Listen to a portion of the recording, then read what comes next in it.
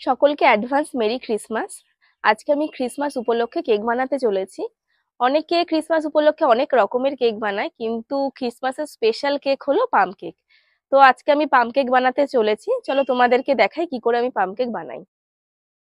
প্রথমে আমি dry fruit গুলো নিয়ে নেব, ড্রাই ফ্রুট গুলোকে কুচি কুচি করে নেব। ড্রাই ফ্রুটের মধ্যে আমি প্রথমে নিচ্ছি কাজু বাদাম। 10-15টা আমি কাজু বাদাম নিয়েছি, সেগুলোকে কুচি কুচি করে নেব।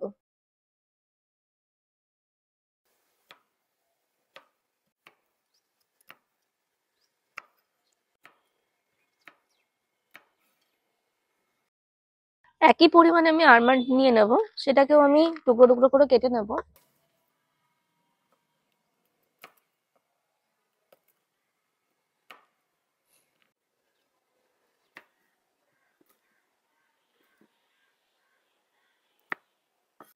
এবারে আমি এক টুকরো মোরব্বা নিয়ে নেব, সেটাকেও আমি টুকরো টুকরো করে কেটে নেব।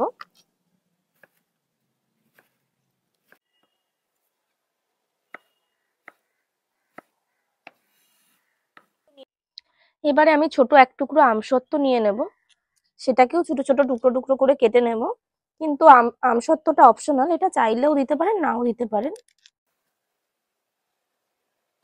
এবারে আমি 8-10টা চেরি নিয়ে নেব, সেটাকেও ছোট ছোট টুকরো টুকরো করে কেটে নেব।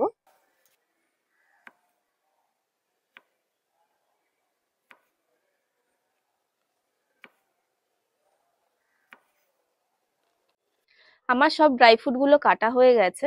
এছাড়াও আমি কাল রাতে কিছু ড্রাই ফ্রুট 200 ml অরেঞ্জ জুসের মধ্যে ভিজিয়ে রেখেছিলাম। তার মধ্যে আমি দিয়েছি ব্ল্যাকবেরি, কিশমিশ ও টুটি ফুটি। ওগুলো আমি কাল রাতেই সব ভিজিয়ে রেখেছি ফার্মেন্ট হওয়ার জন্য। এবার আমি যেই ড্রাই ফ্রুট গুলো কেটেছি ওগুলো আমি এই অরেঞ্জ জুসের মধ্যে দিয়ে দেবো, 1 ঘন্টা মতন রাখবো আরো, যাতে ড্রাই ফ্রুট গুলো একটু নরম হয়ে যায়। ভালো করে মিক্সড করে নিয়েছি, এবার আমি 1 ঘন্টা রেখে দেবো।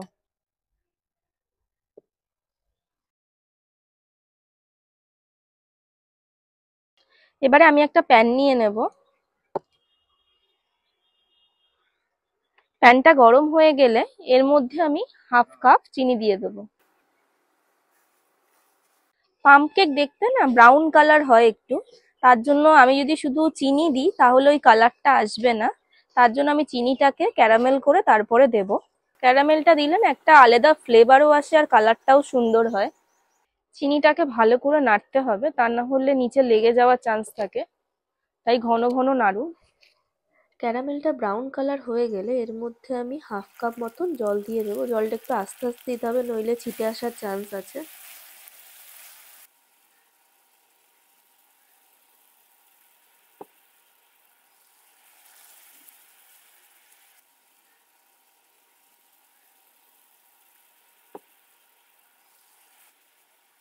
ক্যারামেল সিরাপটা রেডি হয়ে গেছে, এবার এটাকে একটা বাটিতে তুলে নেব।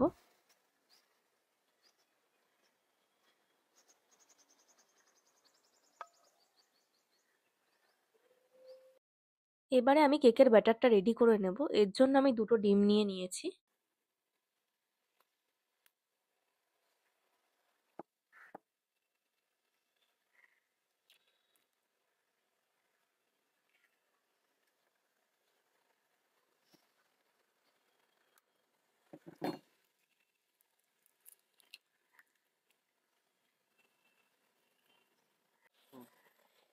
ডিমটা এবার ভালো করে ফেটিয়ে নেব।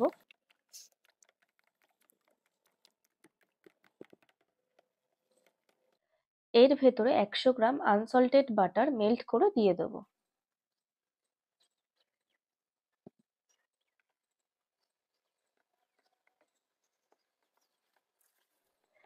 এবারে আমি ক্যারামেল সিরাপটা দিয়ে দেবো, যেটা একটু আগেই রেডি করে রেখেছিলাম।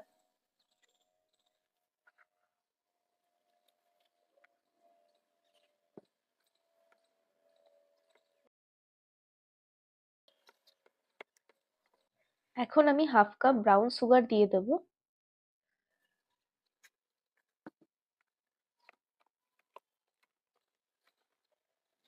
এর ভেতরে ছোট চামচের 1 চামচ ভ্যানিলা এসেন্স দিয়ে দেব। সাথে বেকিং পাউডার ছোট চামচের 1.5 চামচ মতন দিয়ে দেব।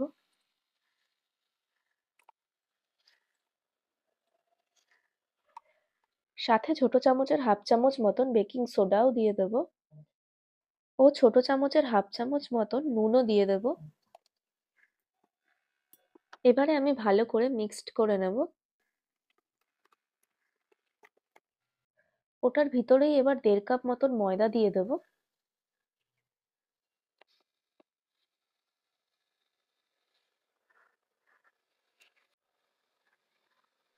ময়দাটাকে ভালো করে মিক্সড করে নিতে হবে।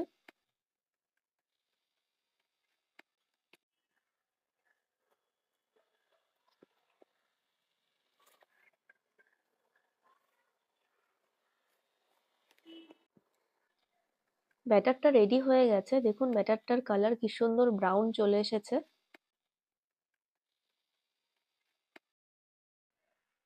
এর ভিতরেই ভিজিয়ে রাখা ড্রাই ফ্রুট গুলো দিয়ে দেব।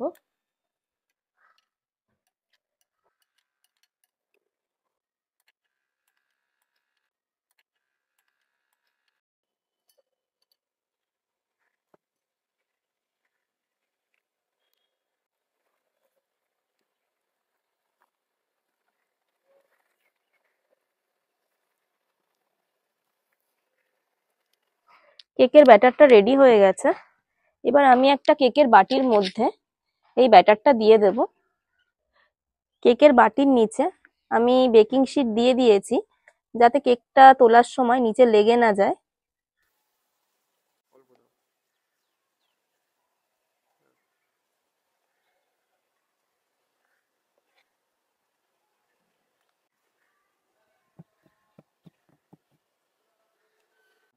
আমি যতটা ব্যাটার বানিয়েছি আমার তাতে 2টো কেক হয়ে যাবে, একটা ছোট ও বড়। আমি ছোট বাটিতে আমি ব্যাটারটা দিয়ে দেবো।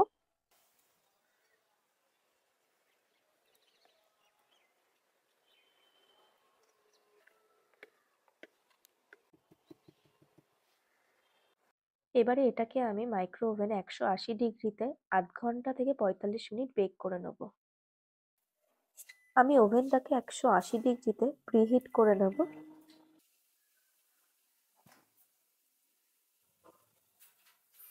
এবারে কেকের বাটিটাকে ভিতরে দিয়ে 40 মিনিটের জন্য বেক করতে দিয়ে দেবো।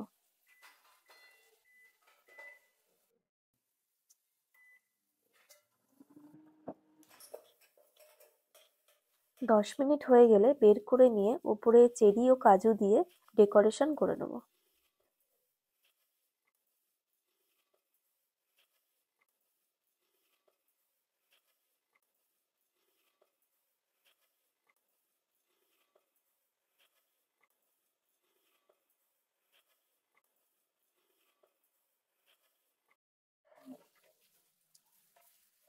ডেকোরেশন হয়ে গেলে উপরে একটা ফয়েল পেপার দিয়ে ভালো করে ঢেকে নিতে হবে।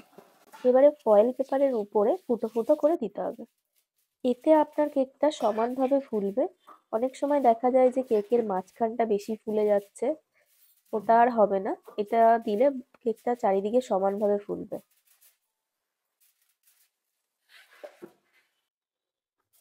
এবারে কেকটাকে আবার ওভেনে দিয়ে বাকি সময় বেক করে নেব।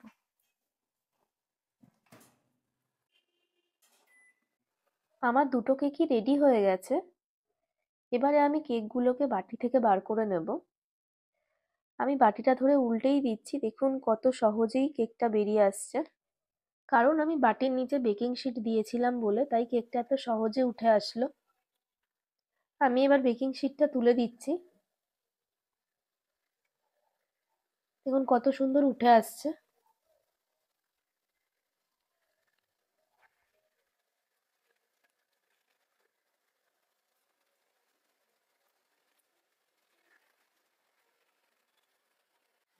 রেডি হয়ে গেছে আমাদের ক্রিসমাস স্পেশাল পাম কেক।